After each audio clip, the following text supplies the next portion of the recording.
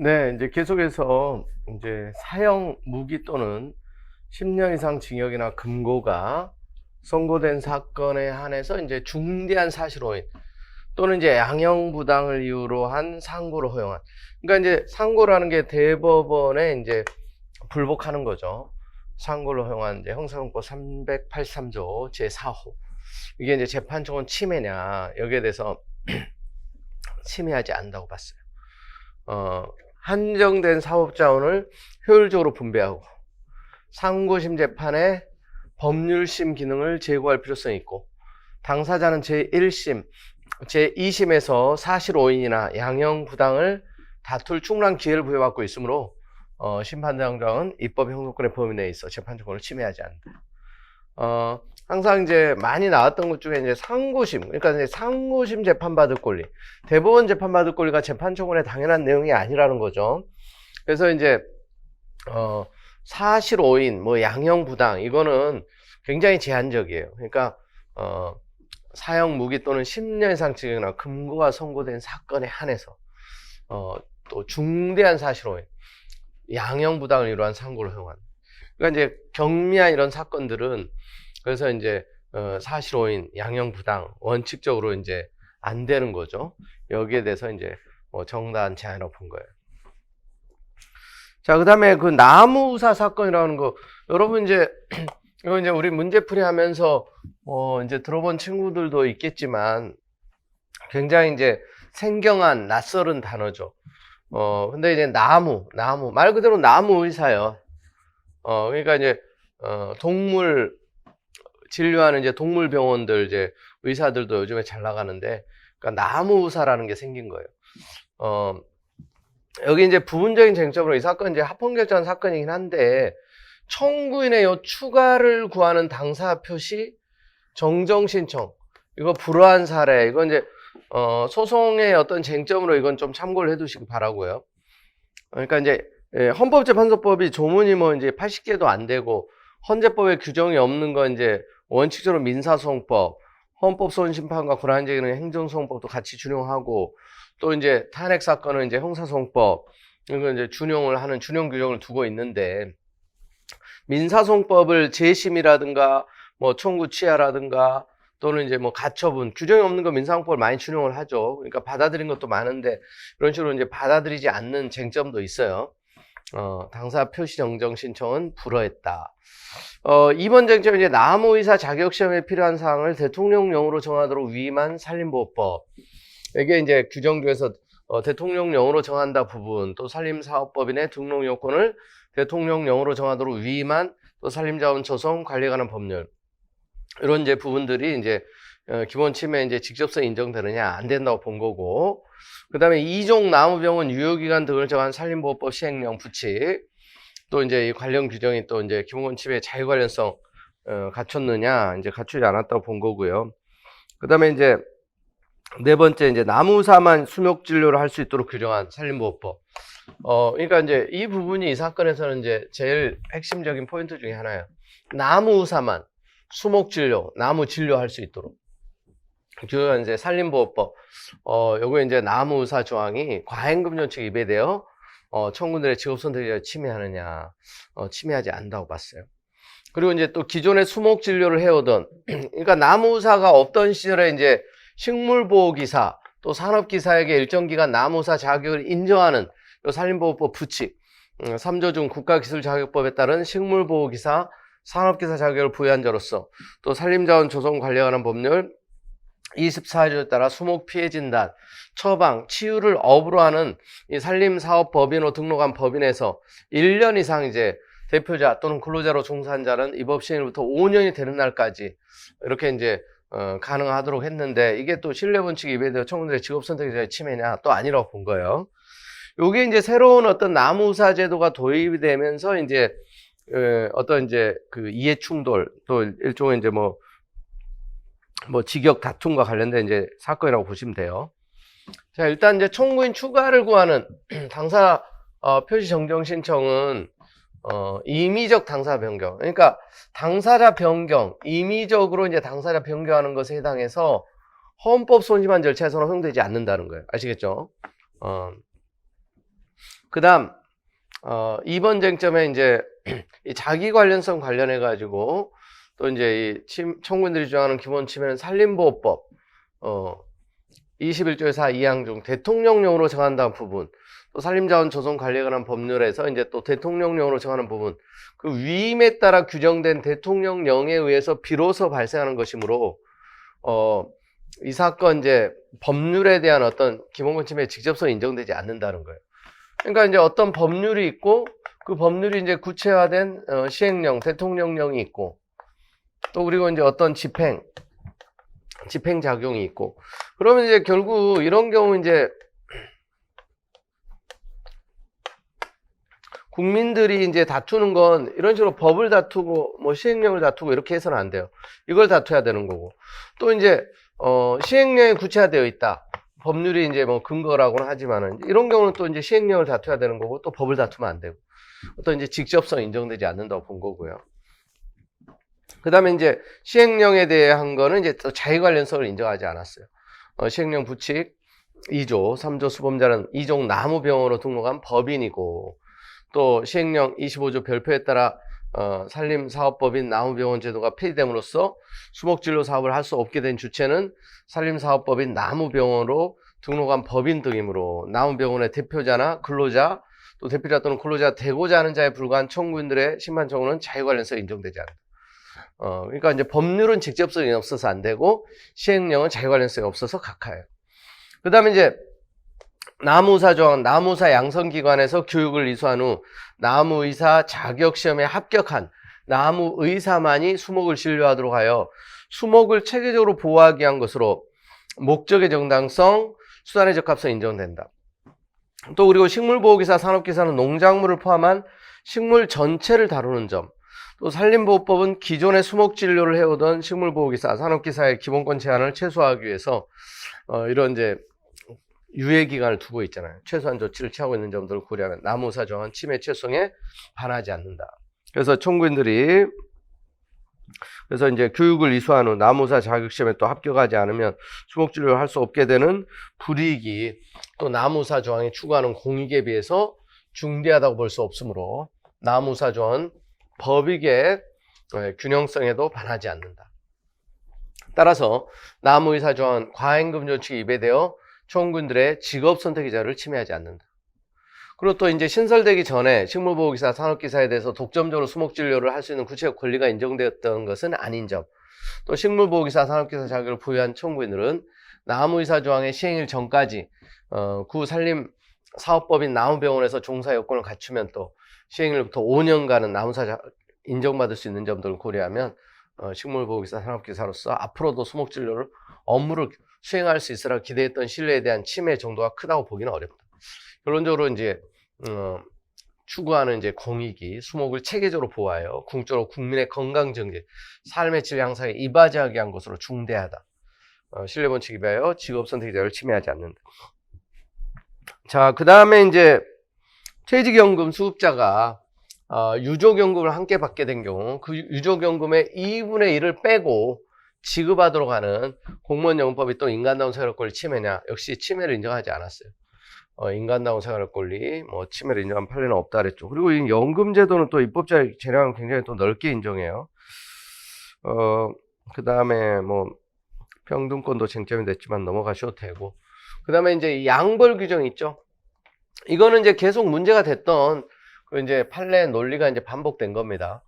도로법 86조 중 법인의 대리인, 사용인, 기타 종업원이 그 법인의 업무에 관하여 위반 행위를 하면 그리고 이제 법인도 이제 같이 처벌하는 이건 이제 책임주의 원칙에 반한다.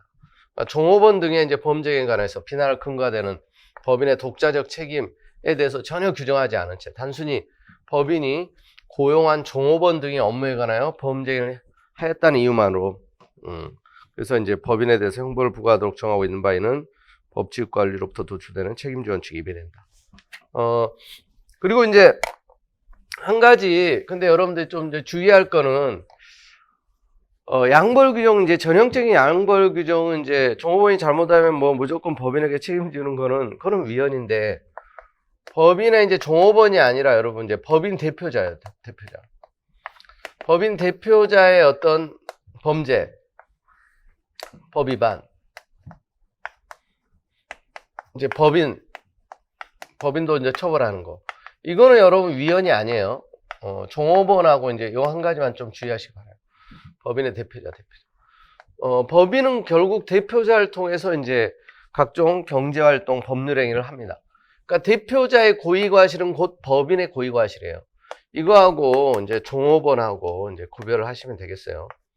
종업원이 잘못했다고 해서 무조건 기계적으로 법인도 처벌하는 것은 그건 이제 잘못했지만 법인 대표자는 곧 법인이나 마찬가지로 보시면 돼요. 대표자의 법 위반에 대해서는 법인도 처벌하는 것은 그건 합헌이다. 그 다음에 초중등학교 교육공무원 정책 편의자의 침해 사건인데 이게 또 이제 매우 중요한 판례죠.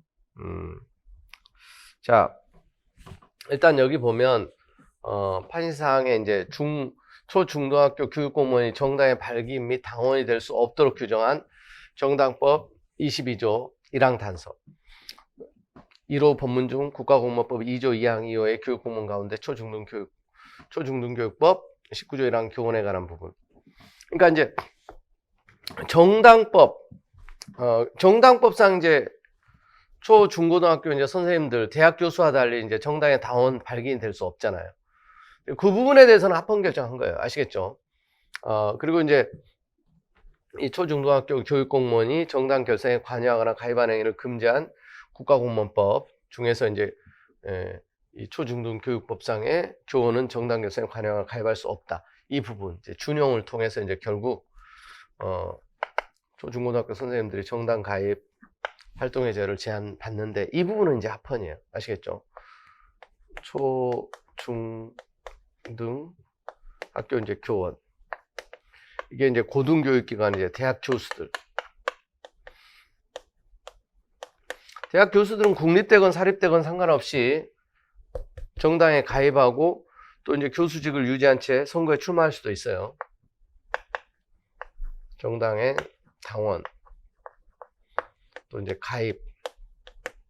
가입의 자유 이런 게 이제 인정이 되는 거죠. 또 이제 입후보 선거에 출마할 때 사퇴하지 않아도 돼요. 근데 초중등 교원은 이제 정당 가입 못하죠. 또 선거 출마를 할 때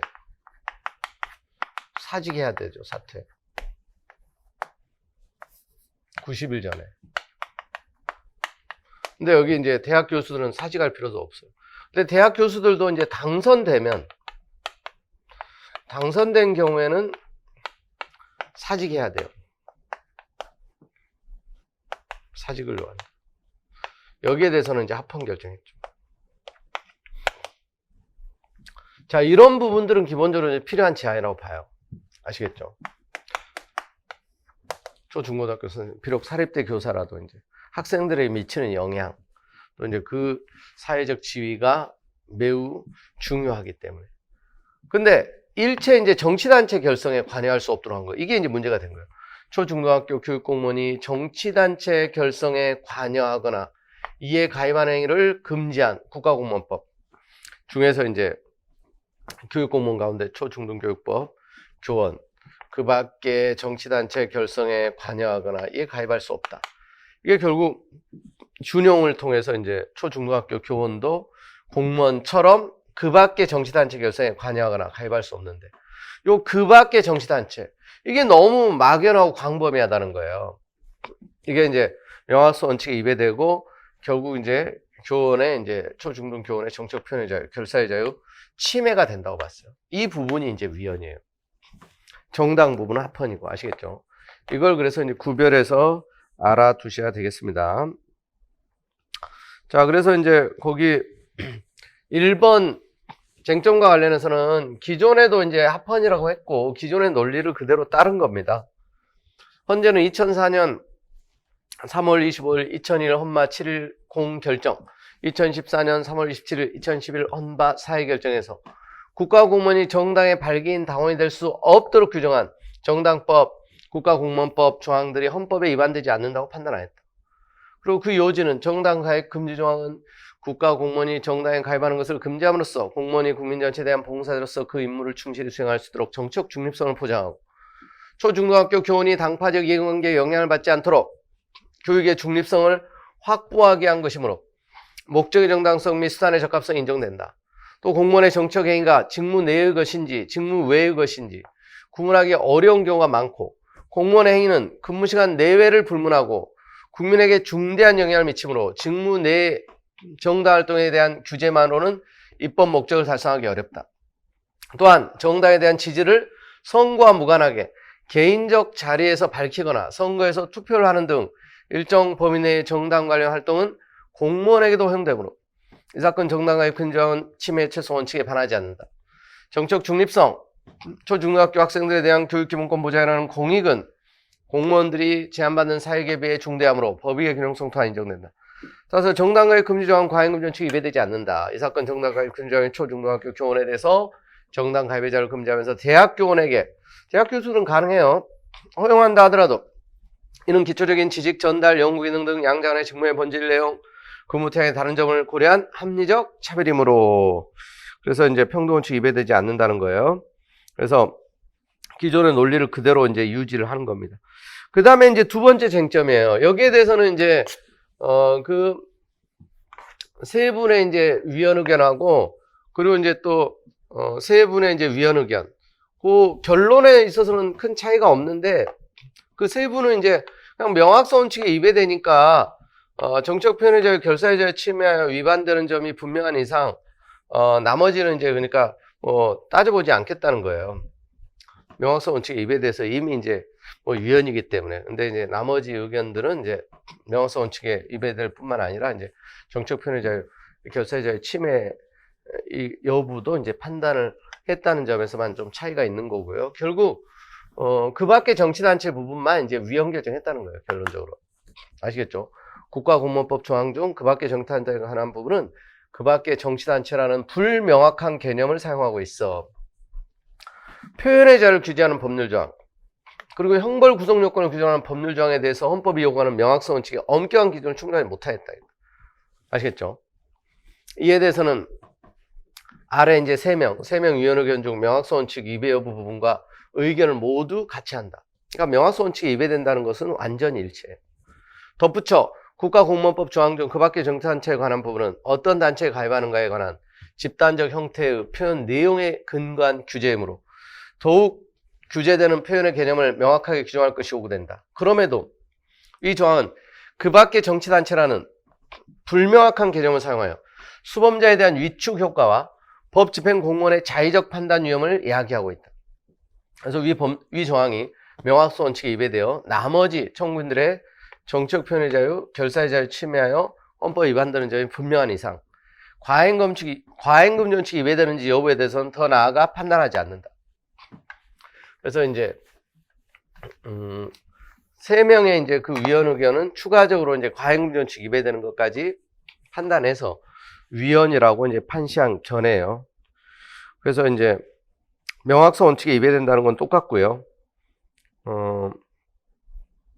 거기 보면 이제 이 그 밖의 정치단체 부분이 있죠. 이게 이제 공무원 정책 중립성 보장하기 위한 것으로 목적의 정당성을 인정된다. 이제 명확성 원칙을 보는 거죠. 목적이 정당하다. 그러나 이 조항은 이와 같은 입법 목적과 아무 관련 없는 단체의 결성에 관여하거나 이에 가입한 행위까지 금지한다는 점에서 수단의 적합성, 침해체성이 인정되지 않는다.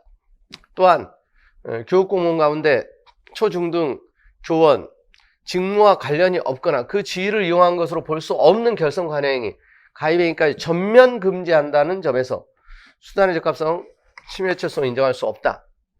공무원의 정책 중립성은 국민 전체에 대한 봉사자의 지위에서 공직을 수행하는 영역이 하나여 요구되는 것이고 또 교원으로부터 정치적으로 중립적인 교육을 받을 기회가 보장되는 이상 교원이 기본권 주체로서 정책 자유권을 행사한다고 하여 교육받을 권리가 침해된다거나 교육의 정책 중립성이 훼손된다고 볼 수 없다.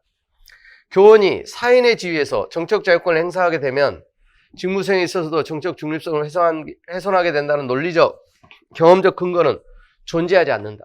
그래서 공무원의 정책 중립성, 교육의 정책 중립성에 대한 국민의 신뢰는 직무와 관련하여 또는 그 지위를 이용하여 정책 중립성을 훼손하는 행위를 방지하기 위한 감시, 통제 장치를 마련함으로써 충분히 담보될 수 있다. 위 조항의 교훈에 대해서 정치단체 결성에 관여하거나 이에 가입한 행위를 전면적으로 금지함으로써 달성할 수 있는 공무원의 정책 중립성, 또 이제 교육의 정책 중립성은 이제 명백하거나 구체적이지 못한 반면 그로 인해서 교원이 받게 되는 정책 표현의 자유, 결사의 자유에 대한 제약, 민주 의사 형성 과정의 개방성, 이를 통한 민주주의 발전이라는 공익에 발생하는 피해는 매우 크므로 법익의 균형성도 갖추지 못하였다. 그래서 이제 과잉금지 원칙에 위배되어 이제 정책 표현의 자유, 결사의 자유 침해. 그래서 이제 이 세 분의 의견은 이제 과잉금지 원칙에 위배되는지까지 이제 검토를 해서 확실하게 이제 위헌적이라는 것을 밝히고 있습니다.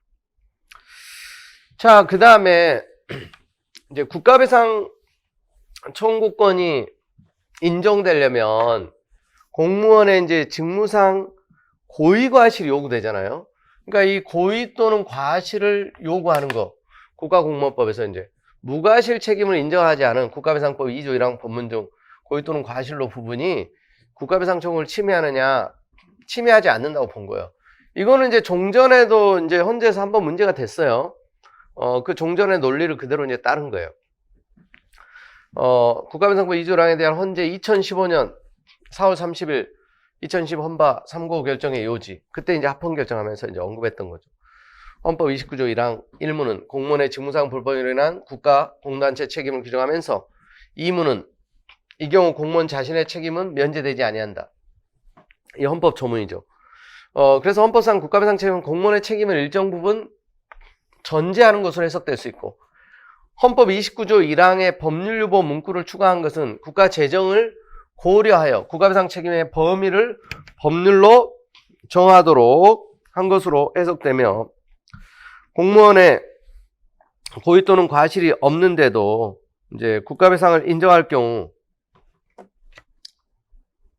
피해자 구제가 확대되기도 하겠지만 현실적으로 이제 원활한 직무 수행이 저해될 수도 있어. 이를 입법 정책적으로 고려할 필요성이 있다. 외국의 경우에도 대부분 국가에서 이제 국가배상 책임에 공무 수행자의 유책성을 요구하고 있으며, 최근에는 국가배상법상의 과실관념의 객관화. 그래서 이제 이 과실관념의 객관화라는 게 이제 그 해당 직무를 수행하는 이제 평균적 공무원의 이제 과실을 기준으로 보는 거예요. 또 조직 과실의 인정. 누가 이제 잘못했는지 꼭 드러나지 않아도, 또 특정되지 않아도 이제 공무원의 이제 고의 과실임이 인정될 수 있으면 또 국가배상 책임 인정해요. 또 과실 추정과 같은 이런 논리를 통해서 어찌됐건 피해자에 대한 구제 폭을 넓히려는 추세에 있다는 거예요. 그래서 피해자 구제 등이 충분하지 못한 점은 또 해석 적용을 통해서 완화될 수 있고, 이러한 점들을 고려할 때 국가배상 청구권의 성립 요건으로서 공무원의 고의 과실 규정한 것을 두고 입법 형성의 범위를 벗어나 헌법 29조에서 규정한 국가배상 청구권을 침해한다고 보기는 어렵다. 자, 그래서 청구인들이 또 이제 심판대상 위헌성을 주장하게 된 계기를 제공한 국가배상 청구 사건, 그러니까 이제 긴급조치 사건이에요. 그러니까 이 위헌 의견도 그러니까 있는 거예요.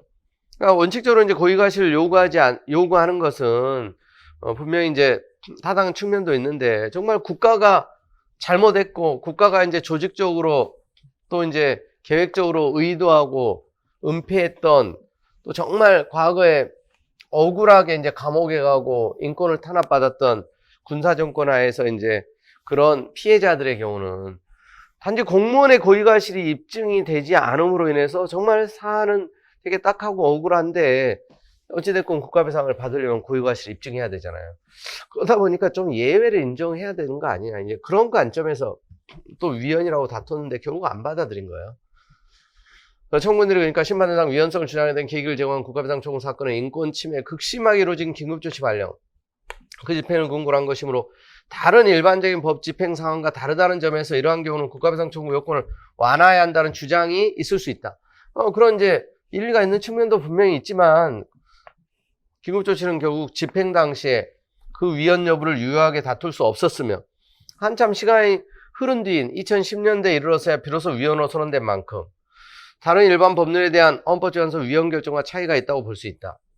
그러나 이와 같은 경우라고 하여 국가배상 청구 성립 요건에 이제 고의 과실에 대한 예외가 인정돼야 한다고 보기는 어렵다는 거예요. 과거에 행해진 법 집행으로 인해 사후에 국가배상 책임이 인정되면 국가가 법 집행이 자체를 꺼리는 등 소극적 행정으로 일관하거나 행정의 혼란을 초래하여 국가 기능이 정상적으로 작동되지 못하는 결과를 야기할 수도 있다. 그래서 국가 행위로 인한 모든 손해가 이 조항으로 구제돼야 하는 것은 아니다. 긴급조치 1호 또는 이제 9호로 인한 손해 특수성, 구제 필요성 등을 고려할 때 공무원의 고의 또는 과실 여부를 떠나 국가가 더욱 폭넓은 배상을 할 필요가 있는 것이라면 이는 국가배상 책임의 일반적 요건을 규정한 심판대상 조항이 아니라 국민적 합의를 토대로 입법자가 별도의 입법, 그러니까 특별 입법을 통해서 구제하면 된다. 오히려 이제 그런 식으로 차라리 가야 되지 않냐 이거예요. 요건을 이제 이걸 완화해서 또 이제 위헌 결정을 하게 되면 이제 또 굉장히 문제가 발생할 수 있기 때문에, 그러니까 이제 이런 특별법을 나름대로 이제 대안을 언급을 하는 거죠. 결론적으로 그러니까 심판대상 조항이 헌법상 국가배상 청구권을 침해하지 않는다고 판단한 기존의 선례가 여전히 타당하고 선례를 변경할 특별한 사정이 있다고 볼 수 없다. 기본적으로 이제 합헌 결정했어요. 고의과실이 있어야 돼. 그래서 실제로 이제 국가배상 소송에서 그 소송이 이제 그거는 이제 행정법에서 이제 많이 나올 어떤 쟁점인데, 헌법에서도 여러분 이제 국가배상 청구권이 당연히 헌법 29조 1항이 이제 국민의 기본권이니까 참고는 해 두셔야 돼요. 긴급조치가 위헌 결정이 내려지기 전에는 공무원들이 긴급조치가 이제 위헌이라는 걸 몰랐잖아요. 그죠? 이게 나중에 위헌 결정이 내려졌잖아요. 지금 2000년대 와가지고. 그러니까 이게 위헌 결정이 내려지기 전에는 이제 합헌이었잖아요. 이걸 적용하는 어떤 이제 공무원들, 경찰들, 법관들, 기소한 이제 검사들, 그들의 이제 고의과실이 인정되기가 어려운 거예요. 그러니까. 그래서, 억울하게 이제 긴급조치에 의해서 감옥 가고 처벌받은 사람들이 국가배상 소송을 제기했는데 대법원에서 결국 받아들여지지 않았죠. 그러니까 이제 이런 국가배상법 고의과실을 요구하는 이 규정 자체가 위헌이 아니냐, 이런 관점에서 또 다퉈진 거고. 자, 그런 거 이제 우리 문제를 통해서 연습을 한 적이 있죠, 다. 자, 그 다음에, 자, 법무부 장관은 변호사 시험 합격자가 결정되면 즉시 명단을 공고해야 한다. 규정한 변호사 시험법 11조 중 명단 공고 부분이 청구인들의 개인정보 자격증을 침해하는지, 여기에 대해서 이제 침해를 인정하지 않았어요. 자, 이 판례는 또 중요하죠. 왜 중요하죠? 이게 원래 이제 가처분 신청을 했는데 받아들여졌어요. 이 명단 공개하면, 그래서 이제 개인정보 자격은 침해될 수 있다. 그러니까 2년 전에 가처분 신청을 했었어요. 변호사 시험 합격자 발표를 앞두고 변호사 시험을 응시한 변호사 시험 응시자들이. 그러니까 변호사 시험을 응시하는 대상자는 로스쿨을 졸업한 사람들로 한정되어 있기 때문에, 또 가족이나 주변에 이제 지인들이 변호사 시험을 본다는 걸 다 알아요. 선후배들도 다 알아요. 그래서 이게 명단이 공개되면 합격, 불합격이 그대로 이제 만천하에 드러나기 때문에 공개하지 말아주세요. 이건 이제 위헌입니다. 헌법소를 제기하면서 이제 가처분 신청을 했어요. 이 근거 규정에 이제 위헌성이 있다. 헌재가 가처분 인용 결정을 했죠. 그럼 가처분 인용 결정, 그 효력을 정지시키는 거예요. 그래서 명단 공개하지 않았었어요. 2년 동안. 그러다가 이제 올해, 그래서 이제 변호사 시험을 앞두고서 마침내 이제 본안 결정을 한 거죠. 근데 이제 아슬아슬하게 한 명 차이로 이게 이제 합헌 결정이 내려졌어요. 위헌 의견도 많이 있었습니다. 그래서 꼭 알아두셔야 돼요. 자, 심판대상 조항의 입법 목적은 공공성을 지닌 전문적인 변호사에 관한 정보를 널리 공개하여 법률 서비스 수요자가 필요한 정보를 얻는 데 도움을 주고 변호사 시험 관리 업무의 공정성, 투명성을 간접적으로 담보하는 데 있다.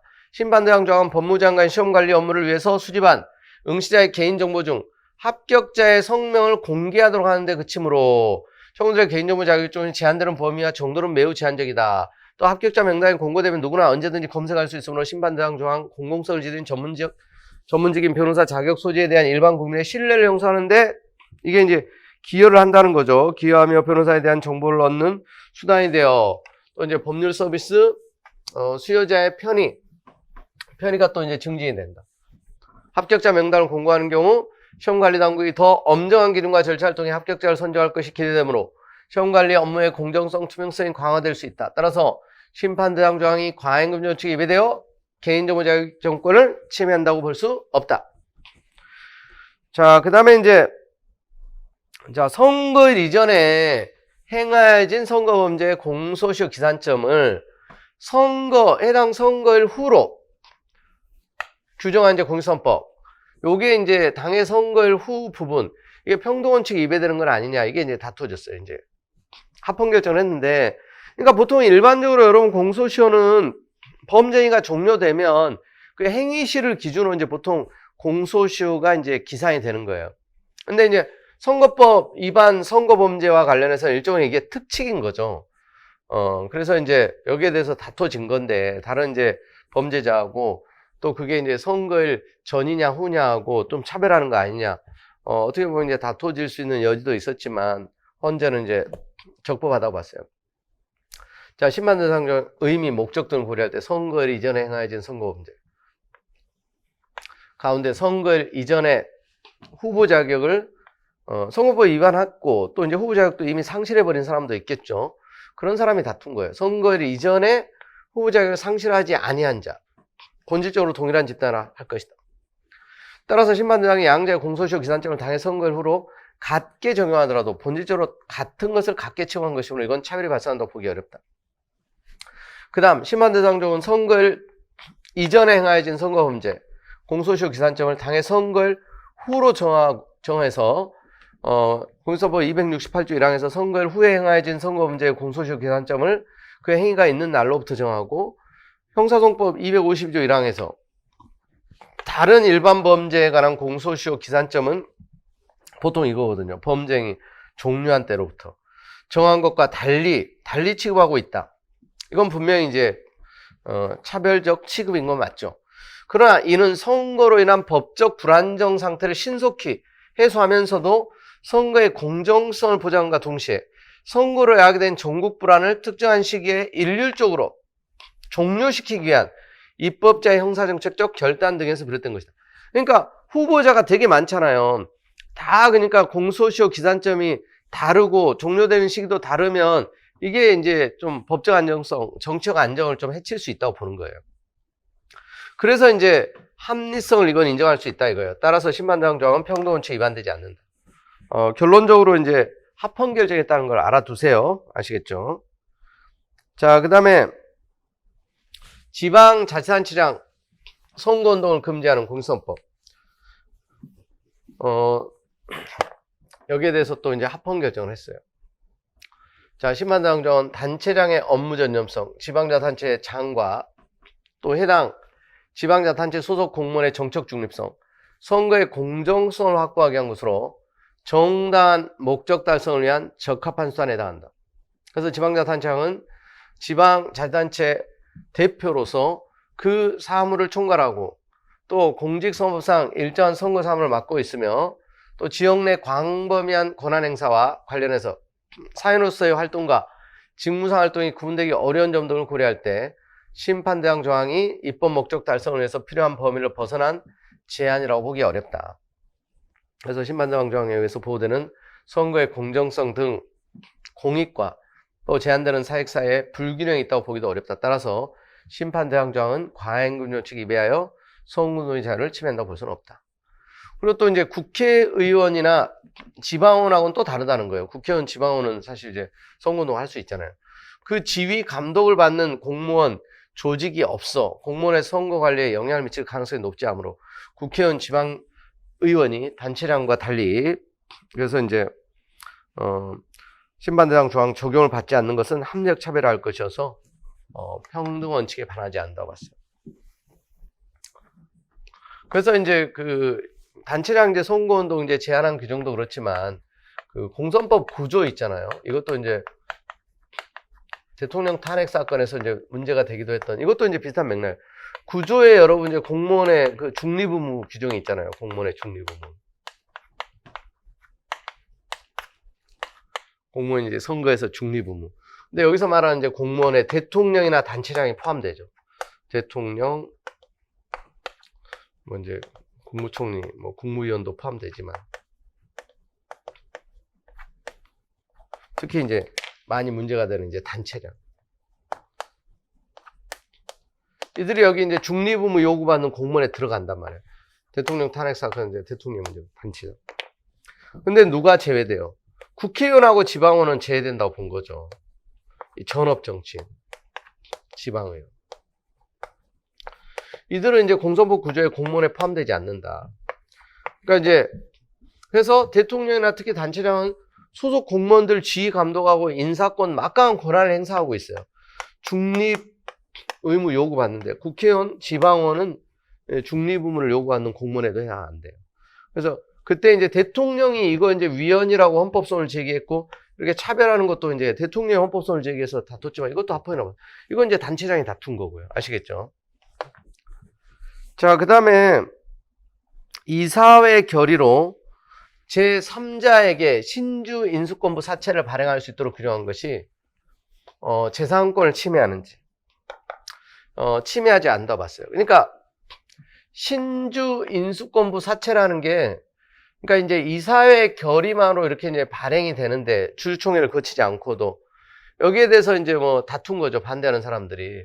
그러니까 이제 회사채를 이제 발행한 자금을 조달하는 하나의 방식인데 그게 이제 신주 인수권을 사채할 수 있는 그 신주 인수권을 받을 수 있는 이런 이제 방식으로 이제 그러면 이제 결국 이제 신주 인수권부 사채가 많이 발행될수록 주주 가치는 당연히 이제 주주 가치가 이제 주식 수가 많이 늘어나는 효과가 있기 때문에 이제 결국 주주들의 이제 권리는 제한되고 어떤 이제 주가는 어떻게 보면 이제 희석되는 이런 효과가 있기 때문에 반대하는 사람들이 있기 마련이죠. 근데 여기에 대해서 이제 위헌이 아니라고 본 거예요. 거기 이제 일본 요지를 보면요. 발행 조항이 이사회 결의로 이제 3자에게 신주 인수권부 사채를 발행할 수 있도록 규정한 것은 회사가 필요한 자금을 신속하게 또 쉽게 조달할 수 있도록 하기 위함이다. 왜냐하면 주주총회는 이제 또 소입 절차가 이제 좀 복잡하거든요. 소입 절차가 그래서 복잡함으로 신주 인수권부 사채 3자 발행에 관한 사항을 일률적으로 주주총회 결의 사항으로 정할 경우 목적 달성이 어렵고 또 상법은 정관을 통해서 신주 인수권부 사채 제3자 발행에 관한 사항을 주주총회 결의 사항으로 정할 수 있도록 하는 등 주주의 권리를 보호할 방안을 마련해 두고 있다. 그러니까 이제 앞으로는 좀 주주총회 결의를 거치도록 이렇게 이제 바꾸는 건 가능해요. 자기들 내부적으로. 근데 보통 이제 어찌됐건 대주주들이 이제 이사회도 장악하고 있고 주주총회도 결국 이제 뭐 대주주들이 이제 결국 근데 이제 소수 요즘 이제 주주운동도 많이 하고 또 이제 그러다 보니까 이제 주주총회 이제 결의를 거치도록 하면 아무래도 이제 감시와 통제를 많이 받게 되는 건 사실이죠. 근데 어찌됐건 이 상법 이 규정이 이게 재산권을 침해하는 건 아니라고 봤어요. 그리고 또 이제 제소기간 규정도 다퉜는데 재판적으로 침해가 아니라고 봤어요. 신주 발행한 날로부터 6개월 이내에 이제 이렇게 제소를 할 수 있도록 요 기간이 너무 짧은 거 아니냐. 근데 이제 재판 조건도 침해하지 않는다고 봤어요. 이제 결론만 좀 봐두시면 충분한 사건이고요. 자, 그 다음에 재외국민 대입 특별전형에 지원하려면 부모 모두가 일정 기간 학생과 함께 해외에 체류할 것을 요구하고 있는 대학 입학 전형 기본사항이 교육받을 권리 침해하는지. 자, 이것도 이제 침해하지 않는다고 봤어요. 그러니까 이게 재외국민 이제 특별전형이 굉장히 이제 남용이 되는 측면이 있다 보니까 좀 이제 깐깐하게 이제 이 제도를 바꾼 거예요. 그러면서 이제 문제가 된 건데 1번 쟁점에 먼저 2021학년도 대학 입학 전형 기본사항 중 재외국민 특별전형 지원 자격 가운데 학생의 부모의 해외 체류 요건 이게 이제 그 학부모의 기본권 침해 자유관련성 인정은 학부모의 자유관련성을 인정하지 않았어요. 왜냐하면 이게 이제 대입 전형이 뭐 학부모가 학교 가는 건 아니기 때문에 보통 이제 뭐 EBS 이제 뭐 7% 연계하는 것도 그렇고 뭐 자사고 이런 사건도 그렇고 기본적으로 이제 학부모들의 경우는 자유관련성 인정하지 않아요. 그 다음에 이번 이 사건 전형사항이 법률 본칙에 반하여 이 균등하게 교육받을 권리 침해냐 아니라고 봤고 신뢰 본칙에 반해서 또 침해냐 아니라고 봤고요. 또 차별이어서 이제 또 위헌인 건 아닌지 다 이제 받아들이지 않았어요. 그 학생의 이제 청구에 대해서는 적부하긴 한데 일단 그 결정 요지문 보면 이제 일본의 이 사건 전형으로 인해서 이제 학부모죠. 학부모의 이제 청구인의 부담은 간접적 사실상 불이익에 해당하므로 자유관련성 인정되지 않는다. 그 다음에 이번에 이 사건 전형사항은 구고등교육법 34조의 5 제1항에 따라 입학 전형에 관한 기본사항으로 수립 공표된 것이므로 이 법의 근거가 있죠. 법률 본칙에 위반하여 교육받을 권리 침해하지는 않는다는 거. 그 다음에 3번 이게 이제 공정하고 합리적인 운영을 위해서 규정된 것으로 또 대학 입학 전형 기본사항은 매년 수립 공표되는 점, 이 사건 전형사항은 또 2014년 공표된 2017학년도 대학 입학 전형 기본사항에서부터 예고된 점 등을 종합할 때 이 사건 전형사항의 신뢰 본칙에 반하여 청구인 학생이 균등하게 교육받을 권리를 침해한다고 볼 수는 없다. 그 다음, 이 사건 또 전형사항은 일반 전형을 통한 진학 기회를 전혀 축소하지 않고 또 국내 교육과정, 또 수학 결손이 불가피하여 대학 교육에 균등한 기회를 갖기 어려운 때로 지원 자격을 한정하고자 한 것으로서 또 해외 근무자, 배우자 없는 또 한부모 가정에는 적용이 없는 점을 고려할 때 불합리하게 또 차별하여 균등하게 교육받을 권리를 침해한 것이라고 볼 수는 없다. 그래서 합헌 결정을 했습니다. 자, 그 다음에 동일한 이유로 다시 이제 재심을 청구하는 것을 금지하는 이 형사소송법. 그러니까 한 번 재심 청구를 했는데 그게 이제 재심 청구가 이제 기각이 되는데 똑같은 사유로 또 재심 청구하는 거 이게 안 되는 거예요. 여기에 대해서 재판정은 침해가 아니라고 본 거예요. 자, 심판대상정은 재심 절차가 진행되어 그 청구 이유에 관한 실적 판단이 한 번 이루어진 경우 확정된 결정의 법적 안정성을 유지하고 또 동일한 재심 이유에 대해 반복적으로 소송이 제기되는 것을 막아 사법자원의 낭비를 방지하기 위한 것이다. 그래서 심판대상 조항에 따라 사실상 주장이 동일한 이상 청구인이 법률상 주장을 달리하여 재심을 재차 청구하는 것이 불가능하나 법률 해석에 관한 이견이나 또 하급심 법원 간의 법 해석의 통일성은 결국 대법원으로 수렴되는 즉시항고 절차를 통해 해결할 수 있는 점들을 고려할 때 재판정은 침해하지 않는다. 그래서 이제 같은 이유로 동일한 사유로 재심이라는 것 자체가 사실 예외적인 불복 제도잖아요. 그래서 재심 청구권이 재판정원의 당연한 내용이 아니라는 거 여러분 이제 기출문제로도 나온 적이 있죠. 그러니까 또 다시 같은 이유로 재심 청구 안 되는 거. 여기에 대해서 이제 합헌 결정한 거고요. 자, 그 다음에 이제 국적법 21조 1항 중 작년에도 이제 뭐 국적법 조문하고 이제 뭐 관련 판례가 이제 나온 적이 있는데요. 국적 회복 허가 취소. 허가를 했다가 이게 이제 서류를 속여서 또는 이제 허위 사실이 발각이 돼가지고 이제 회복을 허가했던 걸 또 취소하는 거. 요게 이제 거주 이전의 자유, 행복주권 침해 아니라고 본 거예요. 그리고 이제 국적을 작년에 나왔던 건 또 이제 국적을 이제 취득을 했는데 나중에라도 이제 이게 허위 사실로 이제 국적을 취득한 게 발견되면 어때요? 이게 또 취소하죠. 근데 이제 취소권, 행사 기간, 기간에 대한 제한 규정이 따로 없는 거, 이게 이제 나왔었죠. 제한 규정이 지금 국적법에 없습니다. 이것도 이제 합헌 결정을 했어요. 허위. 여기도 이제 같은 맥락에서 이제 만약에 속여서 회복을 허가받았다. 이걸 이제 취소할 수 있다 이거예요. 왜냐하면 이제 국적 취득에 있어 진실성을 담보하고 사회구조원 사이에 신뢰를 확보하며 나아가 국가질서를 유지하는 것으로 목적의 정당성 인정되고 따하자 있는 국적 회복 허가를 취소하도록 하는 것은 목적 달성을 위해 적합한 방법이다. 아시겠죠? 또한 이제 국적 취득 과정에서 발생한 위법 상태를 해소하여 국가 사회 질서에 위해가 되는 요소들을 차단하는 것은 국가 공동체 유지와 운영에 있어 매우 중요한 문제이므로 국적 회복 허가의 애초 허가가 이제 불가능한 불법적 요소가 개입되어 있다면 상당 기간을 경과한 후에 그 허가를 그래서 이제 취소함으로써 국법 질서를 회복할 필요성이 크고 법무부 장관은 국적 회복 허가 취소 여부를 결정하면서 개입된 또 위법성의 정도, 위법한 행위가 발생한 시점부터 국적 회복 허가에 대한 취소권 행사하는 시점까지 경과된 시간, 또 국적 회복 후 형성된 생활관계나 국적 회복 허가 취소 시 당사자가 받게 될 불이익 등을 충분히 고려하여 국적 회복 허가 취소 여부를 결정할 수 있으므로 심판 대상 조항은 침해 최소에도 반하지 아니한다. 그래서 이제 과잉금 원칙에 위배하여 또 거주 이전의 자유, 행복주권을 침해하지 않는다고 봤어요. 자, 그 다음에 이미 발생한 이제 계모자 관계도 90년 개정 민법이 시행된 91년 1월 1일부터 소멸하도록 정하면서 어떠한 예외나 단서도 마련하고 있지 아니한 것이 재산권을 침해하는 지역.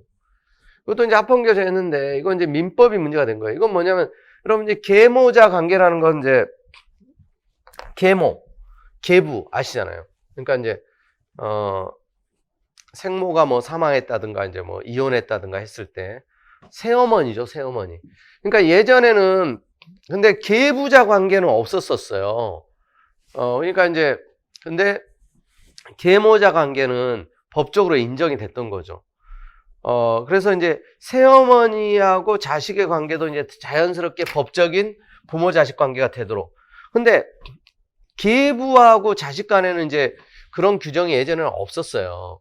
그래서 이거 이제 양성 평등의 어떤 법례도 반하고 또 가부장제 어떤 잔재로서 성격도 있다 보니까 이걸 이제 폐지를 하면서 90년 개정민법 시행된 이후에는 예외도 없고, 기존에는 그러니까 이제 법적으로 엄마 자식 이런 관계였는데 이제는 이제 그런 관계가 아닌 거예요. 근데 이제 왜 이런 문제가 발생하냐면, 갑이 이제 계모인데, 계모, 을은 자식이고, 이제 예전에는 이렇게 이제 법적인 친족 관계가 되다 보니까 사망을 해도 법정 상속인이 되죠. 근데 이게 이제 폐지가 되다 보니까 오히려 불리한 것도 있는 거예요. 그래서 이게 신뢰 원칙에 위배되는 거 아니냐, 또 소유입법에 의한 재산권 침해 아니냐, 이런 관점에서 다퉈진 건데 이게 이제 받아들여지지 않은 거죠. 자, 일단 이게 소유입법은 금지 원칙에 위배돼서 재산권 침해냐, 아니라고 봤어요. 이 사건 법률 조항은 자 90년 개정민법 시행일 이후에 비로소 완성되는 법률관계를 규율대상으로 하는 것일 뿐, 개정민법 시행 이전에 이미 완성된 법률관계인 계모의 사망했다는 상속관계, 그 이전에 이미 끝나버린 뭐 그런 지위를 박탈한 것은 아니라는 거죠. 또 헌법 13조 2항의 그 말은 또 소유입법에 해당하지 아니한다. 헌법 13조 2항에서 금지하는 거는 진정소유입법에 의한 재산권 박탈을 금지하는 거예요. 따라서 이 사건 법률 조항은 소유입법 금지 원칙에 위배돼서 재산권을 침해하지는 않는다는 겁니다. 그 다음에 이제 신뢰 원칙으로 위배되냐, 그것도 아니라고 본 거예요. 자, 이 사건 법률 조항은 인간의 존엄과 양성평등 헌법 정신에 부합하는 새로운 가족관계를 만들면서도 재산 상속에 있어 혈족 상속 원칙을 관철시키고자 하는 공익을 달성하기 위한 것이다. 또한 이 사건 법률 조항의 시행에도 불구하고 상호 간의 재산 상속에 대한 기대가 실현되기를 원하는 계모자들은 입양, 증여, 유증 등을 통해서 자신들의 재산적 권리를 보호받을 수 있으므로 이 사건 법률 조항으로 인해서 침해받는 계모자 사이의 상속에 대한 신뢰이익이 이와 같은 공익보다 크다고 보기 어렵다. 그래서 신뢰 원칙이 위배되어 재산권을 침해하는 것도 아니라고 봤어요.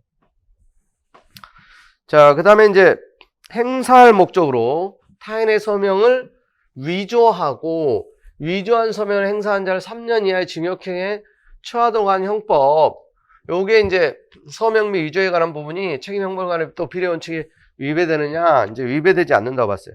그러니까 여러분들이 이제, 그러니까 다른 사람 우리 사인 뭐 가라로 한다고 하잖아요. 그러니까 실제로 이제 어떤 사람이 다른 사람 이름으로 범칙금 통고 처분을 하니까 이제 다른 사람인 것처럼 행세하고 다른 사람 명의로, 친구 명의로 이제 사인도 하고 친구 명의로 보니까 범칙금이 부과되게 했어요.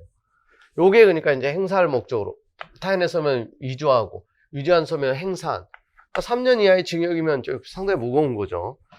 이게 이제 위헌이 아니라는 거예요. 자, 우리 사회에서 서명이 차지하는 중요한 기능, 피해 중대성, 또 위조된 서명을 위해서 위조문서 창출할 위험성, 또 사서명, 그러니까 이제 위조죄 체질, 또 이제 보호법익 등 여러 요소를 고려할 때 책임과 형벌관의 비례 원칙이 위배된다고 볼 수 없다. 또 사문서 위조나 사전자기록 위작죄의 경우 구체적 사안에 따라 보호법익의 침해 정도, 행위 태양이 다양할 수 있고, 또 이 사건 법원조항보다 징역형 상한이 더 높다. 이 사건 법원조항은 그래서 선고유예, 집행유예, 또 선고도 가능하다는 점에서 법정행위, 형벌체계상 균형성을 상실하여 헌법상 평등원칙이 위배된다고 볼 수 없다. 합헌 결정했고요. 자, 그 다음에 여러분 이 마지막 판례도 엄청나게 중요하다. 나름대로 이제 이거 이제 여러분 대법원 판례긴 한데 헌법상 이제 기본권과 관련되기 때문에 뭐 올해가 당장은 아니어도 언젠가 반드시 나올 거예요. 그러니까 대한민국 국민으로 태어난 아동, 태어난 즉시 출생 등록될 권리를 가지느냐, 그렇다고 봤어요. 자, 대한민국 국민으로 태어난 아동, 즉시 출생 등록될 권리를 가진다. 결정요지 1번을 보세요. 자, 출생 당시에 부 또는 모가 대한민국의 국민자는 출생과 동시에 대한민국 국적을 취득하죠. 우리 국적법. 혈통주의, 속인주의. 대한민국 국민으로 태어난 아동에 대해서 국가 출생신고를 받아주지 않거나 절차가 복잡하고 시간도 오래 걸려 출생신고를 받아주지 않는 것과 마찬가지 결과가 발생한다면 이는 아동으로부터 사회적 신분을 취득할 기회를 박탈함으로써 인간으로서 존엄가치, 행복주권, 아동의 인격권을 침해하는 것이다. 현대사회에서 개인이 국가가 운영하는 제도를 이용하려면 주민등록과 같은 사회적 신분을 갖춰야 하고 사회적 신분의 취득은 개인에 대한 출생신고에서부터 시작한다.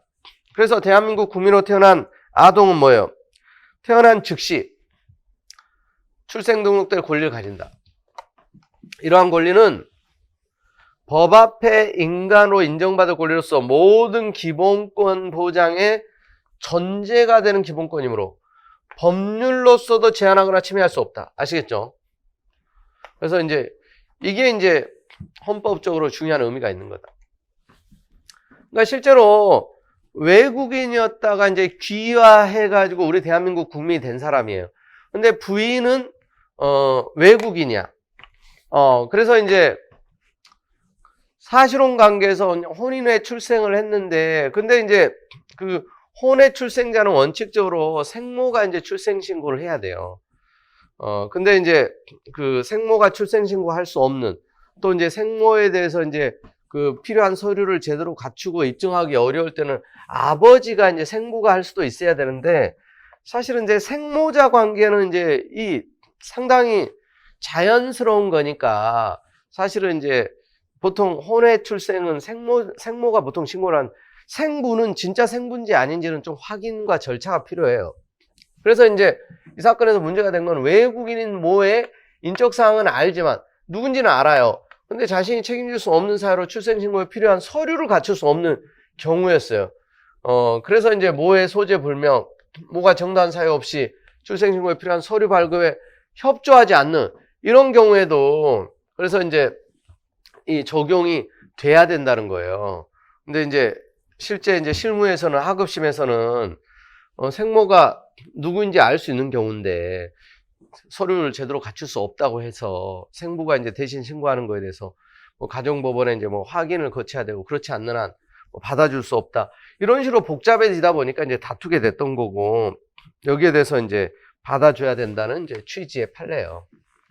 일단 1번 요지가 헌법적으로 의미가 있고, 자, 2번 부분에 보면 그래서 가족관계 등록 등에 관한 법률 57조 2항 취지, 입법 연역, 관련 법령의 체계 및 아동의 출생 등록될 권리의 중요성을 함께 살펴보면 가족관계 등록 등에 관한 법률 57조 제2항은 같은 법 57조 1항에서 생부가 단독으로 출생자 신고를 할 수 있게 하였음에도 불구하고 44조 2항에 규정된 신고서 기재 내용인 모의 인적사항을 알 수 없는 경우 부의 등록 기준지, 주소지를 관할하는 가정법원의 확인을 받아 신고를 할 수 있게 하기 한 것으로 문헌에 기재된 모의 성명, 등록 기준지, 주민등록번호를 알 수 없는 경우에는 예시적인 것이므로 외국인인 모의 인적사항은 알지만 자신이 책임질 수 없는 사유로 출생신고에 필요한 서류를 갖출 수 없는 경우 또는 모의 소재 불명, 모가 정당한 사유 없이 출생신고에 필요한 서류 발급에 협조하지 않는 경우 등과 같이 그에 준하는 이런 사정이 있는 때도 적용된다고 해석하는 것이 옳다. 근데 너무 깐깐하게 해석하다 보니까 이 사안과 같은 경우에 출생신고를 받아주지 않아가지고 당장 아이 막 예방접종도 해야 되고 최소한의 기본적인 권리가 보장되도록 해야 되는데 결과적으로 아기가 피해를 보다 보니까 대법원에서 합리적인 결정을 한 거죠. 자, 이 정도 알아두시면 될 것 같아요. 자, 여기까지 보시고 잠깐 쉬었다가 법령은 좀 대부분 많이 체크했던 것들이에요. 그러니까 가볍게 또 법령에 대한 체크가 안 된 사람들은 또 안 보면 또 불안하니까 보면은 또 별거 아닌데 그거만 가볍게 체크하고 마무리하도록 하겠습니다.